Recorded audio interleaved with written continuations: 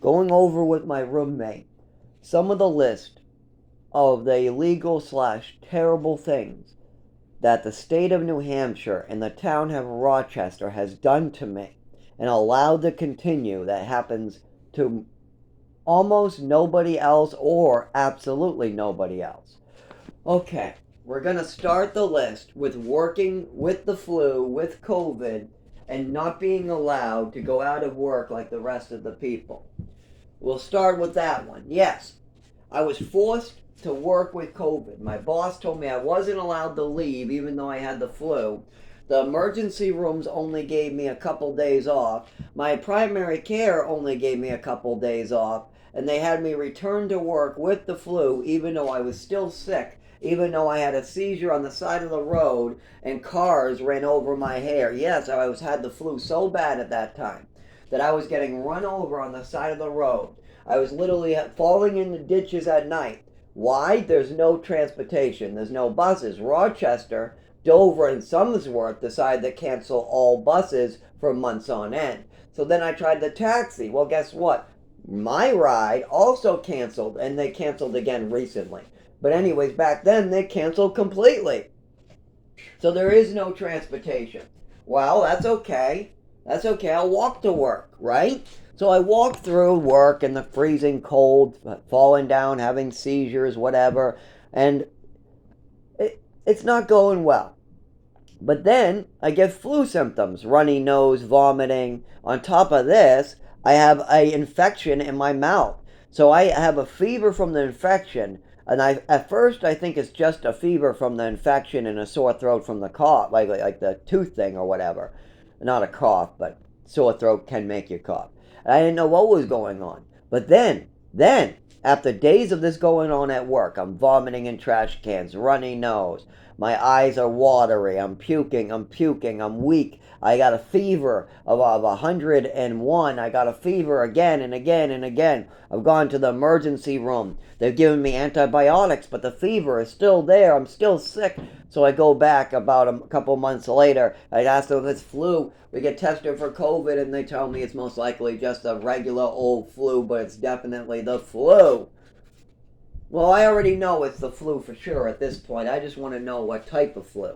I already know this, but they confirm it at the emergency room. So then I try to get paperwork from the primary care, letting me not go to work with the flu so I don't spread it to all my customers. So they only give me 7 days out. So I go out of work for 7 days with the flu. I call my doctor. I tell them that I still feel like I got flu symptoms and I think I need to go out. They said we need another appointment and they scheduled me 2 months away. Okay, so I can't get another note for 2 months. I call my work. I tell her I'm not going to have another note for 2 months. They say we need another note or you gotta come back. You have to come back. You have to come back. Those are the rules. I can show you the state statute that says that you have to come back if you don't have this note or we can fire you. It's a state statute and goes on your Records Act. Okay, so I go to the emergency room to get the paper. Yes, I have the flu, but they don't see any COVID and they don't see any reason to write that type of paper. At this point, I have to go to work. So I end up trying to walk to work. I fall down in a ditch. I bleed a little bit. I vomit. I fall. I vomit. On the way home, cars continue trying to run me over. And things don't go so well. Eventually, I get a doctor's appointment, and my boss wants me to not go to my doctor and come in to cover somebody else's shift. I told her Monday and Tuesday I had doctors. I gave her this notice 6 months prior. Then I gave her a heads up 1 month prior. Then I gave her 2 heads up the week of it coming. She puts the schedule out Saturday or Sunday.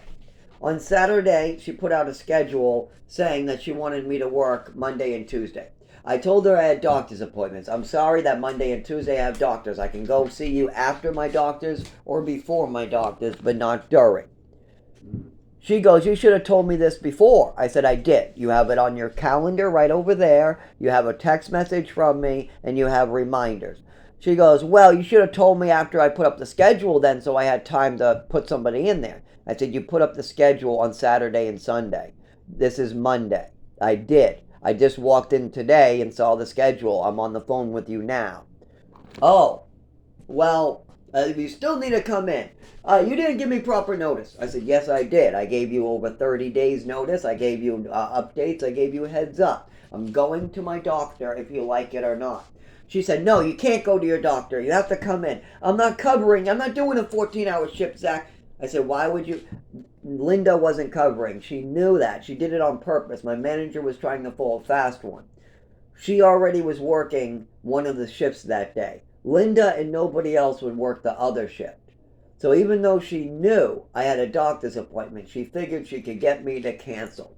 Because she got me to cancel my own nephew's visit. Yes, I wanted to see my nephew so bad. So bad. But she called me in. And this was the one time that I knew that I could have canceled too.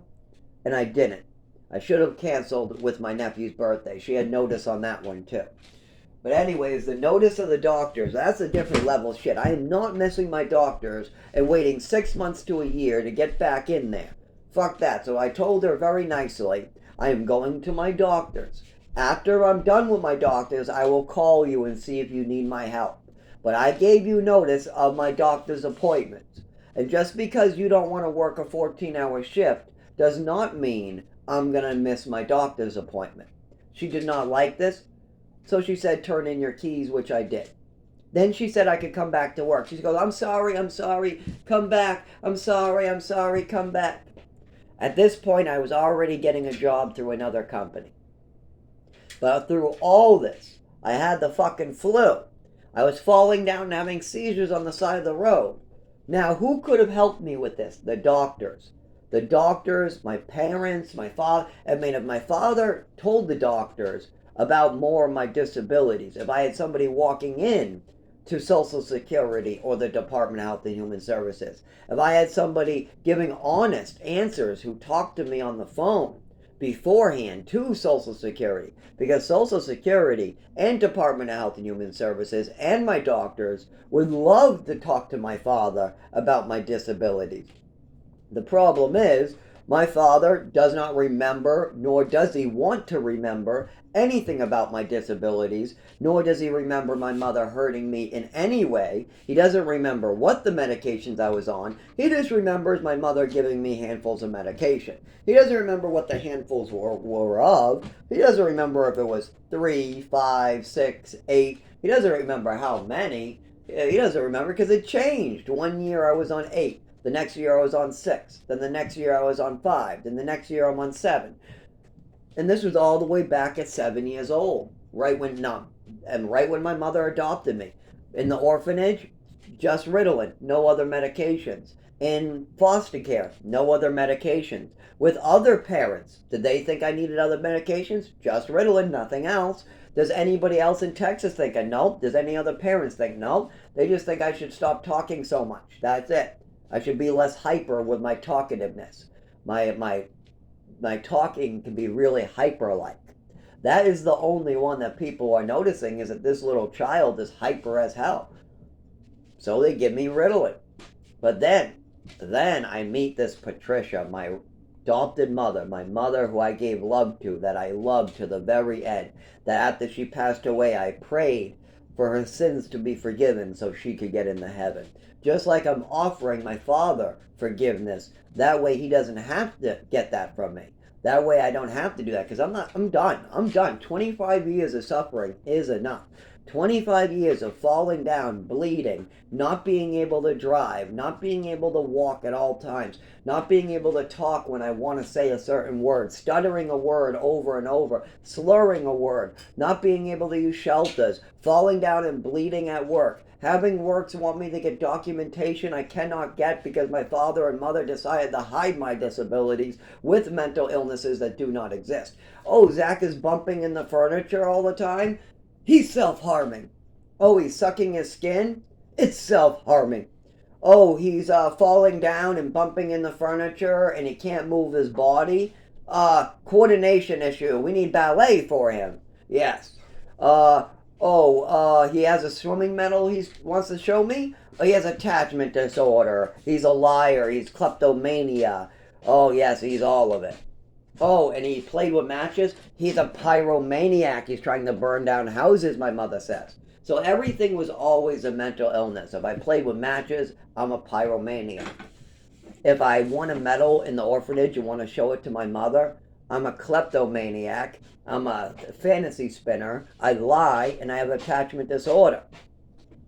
If I fall down and cut and bump myself, or if I bump into a table or bed frame and my shins are cut up, I'm a self-harmer.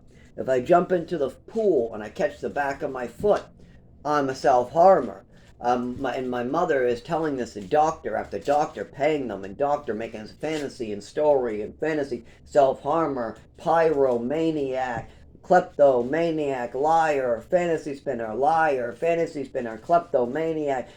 All these little things get blown out of proportion. So of course that gets put on my medical records, so I can't get medical help today. As far as they think I'm some pyromaniac serial killer on the loose, ready to... Meanwhile, what am I really? I'm a teacher's aide. I worked with disabled children while my mother was calling me a pyromaniac and a kleptomaniac and saying I'm suicidal and I'm gonna kill myself. And when my mother's telling doctors that, I'm over there working with children, volunteering. After I become an adult, I get paid for it. So I continue doing this for the rest of my life. My whole entire life has always revolved around taking abuse and helping other people. My mother hits me, smacks me, uses me, and then I help her get the remote. She screams, Zach, Zach, Zach, Zach. Just starts screaming like that from downstairs on the couch. I'll be all the way up in my room, and I'll hear, what is that screaming noise that sounds like a dead, dying bird? And then I'll be like, oh, that's my mother screaming, Zach, Zach, Zach. So anyways, I come down out of my room where the door is closed. I go down the 20 steps of stairs. I go around the corner through the hallway. Then I go through the kitchen. Then I go through the doorway and I get into the living room. And I go, were you yelling my name? And my mother goes, yeah, when I call you, you come. You do as I say. You jump when I say jump, and you do as I say. You got it? You better hear me up there. I say, you know how many doors and walls and ceilings are in between you on this couch and me up there? I go, she's used to screaming at the stairway. She usually screams my name at the bottom of the stairs, but this time she screamed on the couch. So I go, what'd you need me for, Mom? She goes, give me that remote. I said, the remote right in front of you? She goes, yeah, give me that remote. I said, it's on the coffee table in front of you, Mom. You don't need me to come down the stairs. She goes, if I say give me the fucking remote, then give me that damn remote. So I go right in front of her. I pick up the remote in the coffee table in front of the couch in front of her, and I hand it to her. Even though all she had to do was lean forward. She didn't even have to get up. All she had to do was lean forward and get the remote. But see, my mother was so crazy. She would do stuff like this. I would be up in my upstairs resting after school or trying to do my homework or playing a video game or watching TV, or I might be in a program trying to learn something, or who knows. And then my mother would have one of these lunatic moments where she screams on the top of her lungs my name. Then she screams at me because I didn't hear it at first, because you got a giant house in between me and her, and she didn't get up to scream, and I'm in a room upstairs. There's no way you can hear it. No way. You can hear my mother's and father's room from the living room because their room is above the living room, but my room is on the other side near where the computer room is.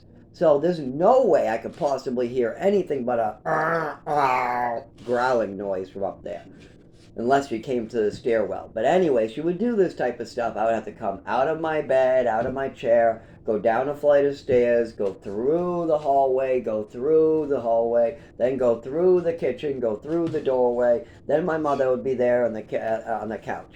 And I'd be asking, what do you want? She says she wants the remote in the coffee table in front of her. And she yells at me that when she says come, I better come. When she says jump, I better jump. When she demands I do something, I do it. So she says give me the remote, so I'm supposed to give her the remote. So that was a test. That was another one of my mother's lunatic tests. My mother had a lot of these lunatic moments. Like there was another time during Christmas where the whole family was there. I'm sitting with my mother on a love seat. So beautiful, right? Mother and son sitting, watching TV together, going good. I'm quiet. Zach's always talkative, but he's quiet. The whole family's there. Great. Nothing to say there, right? Nope, my mother gave us something to say. My mother says, Zach, get on the floor. I want the dog to sit next to me. Get on the floor already. I'm looking at her like she's crazy, but I do it because I don't want to be drugged. I don't want to be poisoned. I don't want a metal ruler splitting my cheek open. So I get onto the floor. She goes, I want the dog up here. She calls up the dog with her. Oreo. So now I'm on the floor and the dog's up with her, and the whole family's like, what the fuck was that? But it doesn't stop there. So I'm my nephew. Somebody must tell my nephew to go sit with me just to make me feel better about what's going on. So, or maybe he decides it. I don't know. But my nephew comes and sits with me. He's 3 years younger than me. Great. But my mother doesn't like that I now have company. My mother's now going more loony. She's losing her mind. And I'm now the age of like 13 years old, 14 years old, something like that. So she can't try to sneak me pills anymore. She'll get caught. She can't poison me quiet. She can't bring me in the other room and whack me because there's company around. She can't backhand me because there's too much company around for that. She can't poison me. So what is she going to do? My mother can't poison me. She can't backhand me. She can't hit a ruler through my face. And she can't fuck with my head with the rhetoric. So what else is there? My mother screams, lay down, lay down. So she's going to fuck with my head. That's what she's going to go with. She's going to go with the fuck with your head rhetoric. But she's going to try to do it in a way that nobody realizes how fucked up it really is. Anyway, so my mother goes, lay the fuck down, lay down. I can't see the TV, lay down. But my mother can see the TV fine. There's no TV being blocked.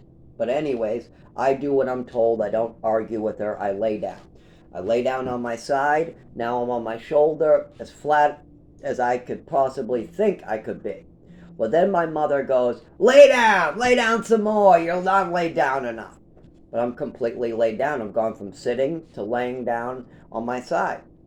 So now I lay on my back, completely flat.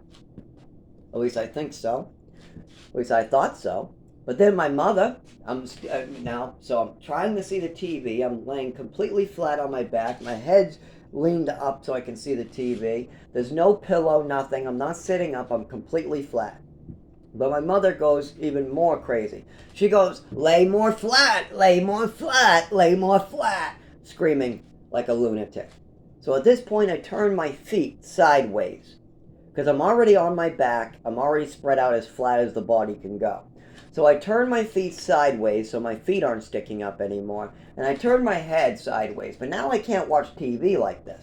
Now I'm just completely flat on the carpet. And I can't watch TV because I'm afraid to move a single muscle in my body or my mother is going to beat me, poison me, or hurt me. At this point, my mother gets up and goes, no, I said flat, and she's going to stomp on me. She gets out of her chair, starts hobbling her big fat ass over to my fucking body. Yes, I remember looking over and seeing that big jelly roll of a belly about to stomp on me and getting afraid that this is going to hurt because she's heavy. This is going to hurt. This is going to hurt. I think, oh my God, this is going to hurt her. This woman's stomping on me. And then the whole family gets up and says, stop what you're doing to Zach. Stop what you're doing. Stop what you're doing. At this point, she goes, what? And sits back down. At this point, I sit back up, and me and Seth look at each other like, what the fuck just happened? Now, here's the important fact to mention. This was with company present that could control her. A lot of the times, it was just me, my mother, and my nephew. Or me, my mother, and my father. And she would do this stuff, and my father wouldn't care. If my mother wanted to stomp on me like a trampoline, my father wouldn't care. If my mother wanted to sneak me a pill and I was passed out on the floor, drooling on the floor, my father wouldn't care. He'd say, oh, thank God Zach is quiet. If I literally went from being a hyper kid to a quiet, sitting down mess on a couch, staring and drooling at the TV, my father would say, thank God he shut up. But he definitely, how about if I'm about to OD? How about if the pills are causing me heart palpitations and I can't speak? How about if my stomach is rotted and I can't move my body? There's been multiple times during my childhood that these things have happened. Like during Halloween. Why the fuck is Zach getting sick right after he puts on his costume? He hasn't had any candy. Zach has not got to eat candy yet because he hasn't gone trick-or-treating to get the candy yet. Zach is really happy. He's, 8 years old, getting ready to go out. And then all of a sudden, my mother calls me into the hallway to give me my afternoon meds. And then all of a sudden, I'm very sick. I'm vomiting. Then the next year down the line, I get sick again. I put on my costume. An hour before it's time to go out, I get sick again. And it's really funny. My mother has to get her way each time. Each time my mother said she didn't want me going out. She said, no, I could not go out. My father and other people overrode her and said, no, every kid goes out for trick-or-treating for Halloween. You need to let Zach go out too.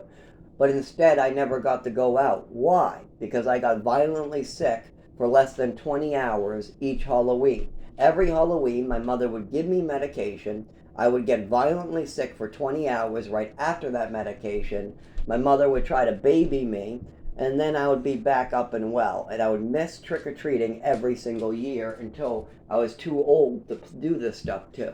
My mother stopped doing these things once when we moved to Chelmsford at age 11 or 12. At that point, she just used fucked up mind tricks, like trying to convince me I have an illness that I don't have.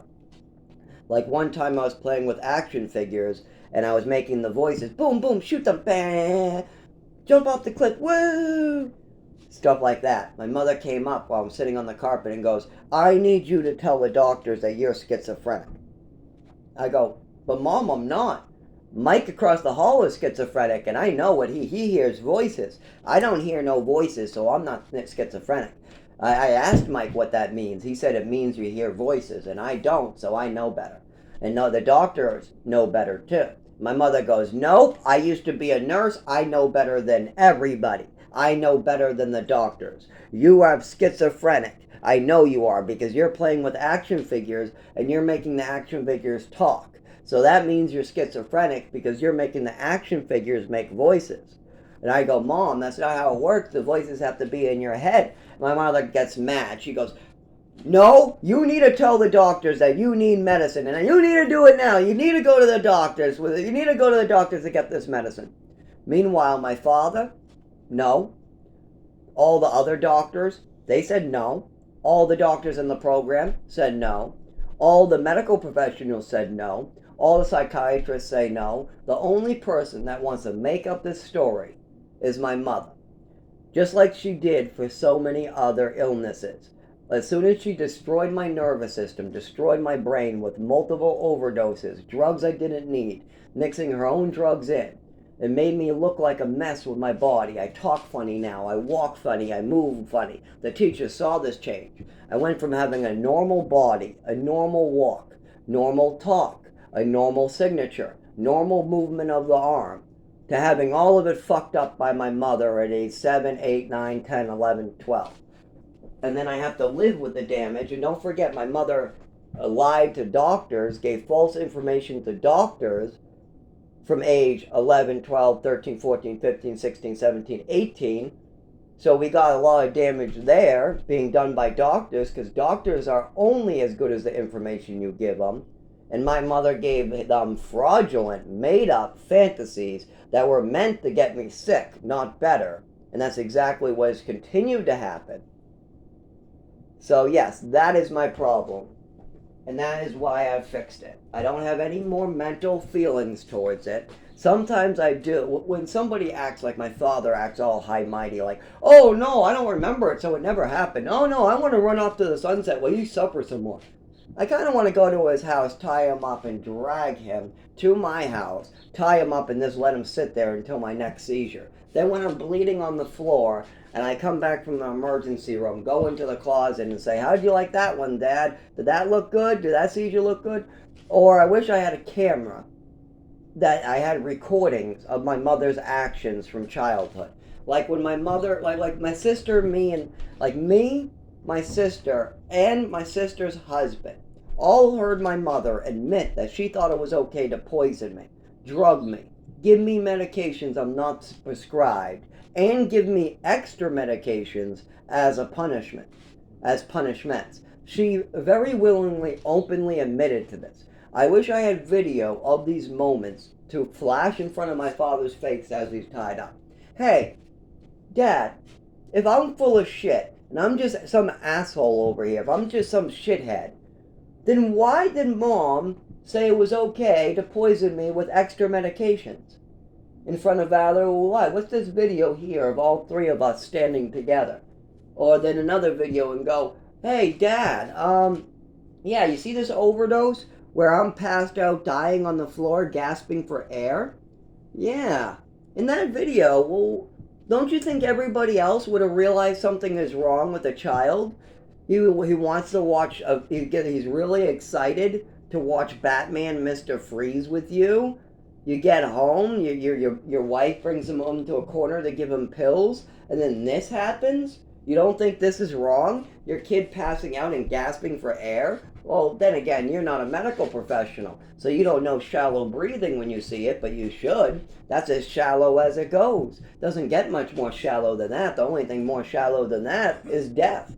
So, yeah, that's pretty shallow. Plus, the kid's panicking, screaming for help. The mother's on the phone with emergency assistance. You don't think it? No? Okay. Well, maybe you don't have a lot of experience with healthcare. Maybe you don't know when there's something seriously wrong with your child, like if he's choking. Maybe you don't. Maybe your son would just choke to death, and you wouldn't realize he's choking on the floor. But maybe you would. I don't know. But these are the type of videos I'm like, I wish I could just force this down my dad's throat because I am in so much pain every year of my life. And you could say, well, this started when you were an adult, and that would be a complete lie. No, it did not start when I was an adult. That is something that would just make my father justify it, because I can already hear that from him. Oh, no, this is his fault. Oh, it's all his fault. Yeah, I don't need to do anything because it's all his fault. That's my father's rhetoric that he loves so much. Blame other people. Victim blame. It'll get you out of trouble. Yeah, victim blame. Make up some more rhetoric. Try to make up more excuses. Try to not get understanding. Who needs understanding when you have excuses and rhetoric? Whoever needs to understand a problem and know the truth when you got rhetoric, lies, and all that type of stuff. And that's what my father goes with. My father doesn't want to know the truth. He doesn't want to know understanding. If he did want to know the truth, he would first have to understand the situation. To understand the situation, you have to talk to the people that were there. Who was there? Well, there was Patricia, there was me, there's my sister, there's my brother, there's my nephew, and then there's you. Now, who has the most information? Zachary and Patricia. Zachary is the one who's disabled. Zachary is the one who's hurt. Zachary is the one who is sick. So Zachary has the most information out of anybody. He remembers what town the doctors were in. He remembers what the doctor said in the office. So that can be helpful. He remembers a lot of that because he was there. And a lot of these things were really bad for Zachary. So he'll remember them for life. Like the overdose, Zachary will never remember. Just like my mother never forgot her cut on her leg. My mother, during childhood, slipped on a rock and cut her left leg open. How do I know this? How do I know that my mother cut her left leg open, or maybe it was her right leg, but I think it was left leg open, with a small itty bitty rock, and then had to go to the hospital and get stitches for this giant big gash? How do I know this? Because my mother had a bad memory of it, and she remembered it all the way to her 60s. Yes, my mother remembered a childhood injury all the way to the age of 63 years old. So if my mother could remember a slip and a fall during childhood, why would she remember that? My mother can't remember shit. So how did she remember this one memory? Because it was bad. It's a childhood injury. It's traumatic.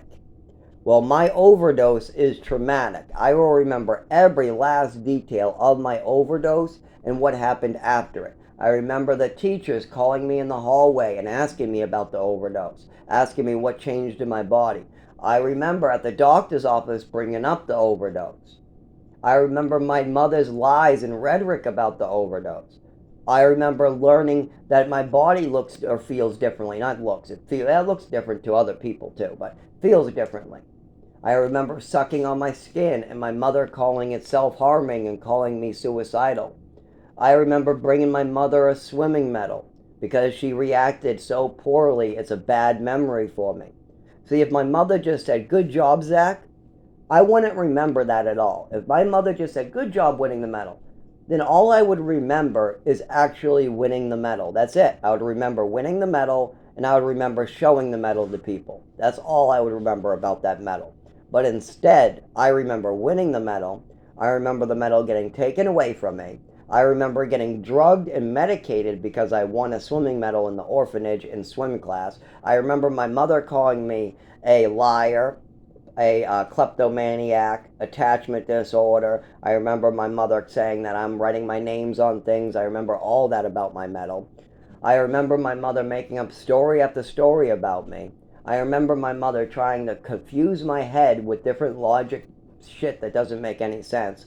Like, for instance, one time I played with matches at the age of 5. I was 5 or 6 years old, something like that. I played with some matches in a closet. I found a book of matches on a table. They were just left out. I grabbed them. That's it. They were just left out on the corner of a table. It wasn't like I tried looking for them. It wasn't like I was like did at my 13. Because at age 13, 14, if I needed a lighter to light a cigarette, I went looking for it. But at the age of 5, I was like, "Ooh, those are the glowing thingies." So I took the matches and I tried to light them. And what I remember is I couldn't get any of them to light. I went through the whole book. I tried every single match in the whole book and I couldn't get a single one of them to go. There was like 10, 12 matches and I tried each one and none of them would stay lit. Then again, I'm only 5 years old and I'm not supposed to be doing that. I deserve a spanking. I deserve a timeout and a spanking and a talking to. But instead, what I get is something you might give a serial killer or give a prisoner you tie up in another country. Some brainwashing. So my mother sees this and then she starts fucking with my brain. She comes over to me and asks me, "What am I doing? Why did I do this?" I say, "I don't know." She asked me if I'm trying to burn the house down. I said, "I don't know." I kept on saying, "I don't know," because at the time, all I did was a normal. Kids don't know why they do stuff, by the way.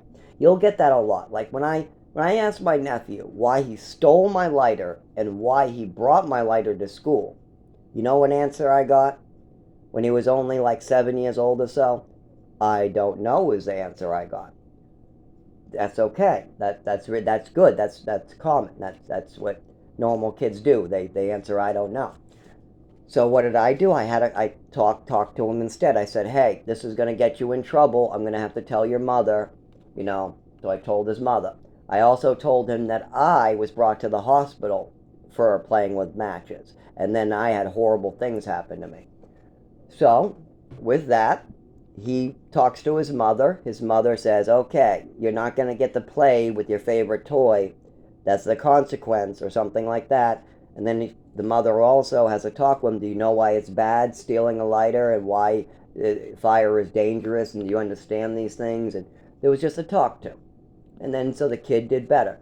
Now my mother, what did my mother do? My mother started screaming at me that I'm trying to burn the house down. When I said, "No, I'm not," she said, "You could burn the house down by playing with matches, so you are trying to burn the house down and you need to admit it." So at this point, I said, I don't know. I just kept on saying, "I don't know." And she's like, "No, you tried to burn the house down." "Yes, you did. You tried to burn the house down. You played with matches that could have burnt the house down, Zach. So you are trying to burn the house down. Do you not understand this?" And she tried to just keep on doing that. So before long, I felt guilty that I was purposely trying to burn the house down because I did not understand that concept. Because I was not purposely trying to burn the house down. That's the truth. I was just playing with matches. But at the age of 5, 7, I don't know what I'm doing. I don't know words. I don't know logic. I don't know how things work. I don't know how my penis works. I don't know how my finger works. I don't know what a bone is. I don't know what certain words are. I think Santa Claus is still coming down chimneys. So when my mother tells me that I'm a bad boy and I'm trying to burn the house down, I say, "Okay." And that's it. I say, "I don't know, I don't know, no, I don't know." But after your mother drills you for a little bit, your mother knows best. If she says Santa Claus is going to come down that chimney, then Santa Claus is coming down that chimney. And if your mother says that you were trying to burn the house down, then that must be true. But the truth is, I was just a normal kid doing a normal thing that needed to learn a normal lesson. I came from an orphanage where there was no glowing anything. Nobody ever taught me the lesson, don't play with matches. It was finally time to learn that lesson.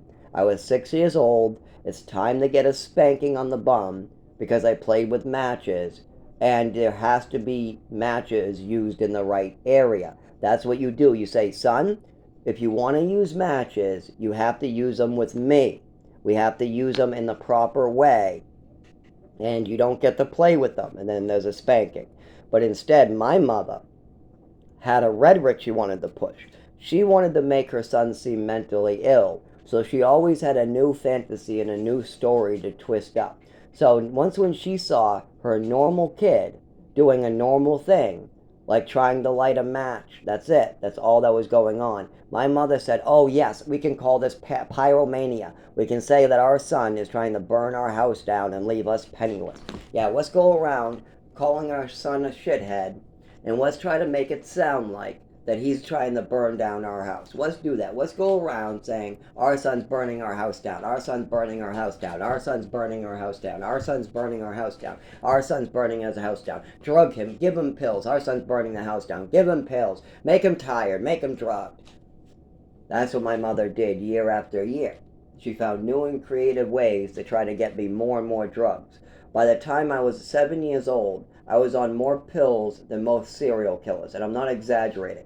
There's actual serial killers, and you can look up the prescriptions that most really dangerous people in prison are on. And my mother had me on those meds plus 3. Yep, my mother had me on all the same medications as some of the most dangerous people. And why? Because of made-up fantasies, no actual real facts. I played with matches, so I'm trying to burn the house down. I'm sucking on my skin after my mother gave me an overdose and destroyed my nervous system, so I'm a self-harmer. It was just one of those after another, and the doctors only have my mother's reports. The doctors have little to no interactions of me. And whenever there is an interaction with me and the doctors, it usually goes pretty well, and then my mother's story doesn't match what they see. Like, for instance, in Lowell Treatment Center, where I was held down and given a double dose of medication, they had me working with the teacher downstairs with the younger kids. No other person in the history of Lowell Treatment Center was allowed there. You got really adult kids, 16 years old, 15 years old on one side, and then you have 9-year-olds and 10-year-olds on another side. They are not licensed to have me next to other kids from other parents. But yet they allowed it, as my mother called me dangerous. My mother called me dangerous and all these names, so they put it to the test. They said, if Zach is this dangerous and this crazy and this everything, well, what would happen if we took Zach and we let him be a teacher's aide to the young kids? And it all went great. I got great reports. The actual, manager came in with my psychiatrist person and said that they were very surprised that I keep on ending up there, and none of my medical files seem to match. They got bipolar, no bipolar. They got my mother saying pyro, but nobody's ever seen any pyro. We got a lot of just left and right. We got me being heavily medicated in Westford with my mother, but no heavy medication before that. So I'm on no medication except for Ritalin until I meet this Patricia. Then the medication gets stopped in Texas, gets stopped in New Mexico, gets stopped in Maine. Then this Patricia comes back to Massachusetts and she decides to give her son overdose after overdose, medications that are dangerous to try to get Social Security. Basically destroy this person's whole body to make sure that they get an easier time of it.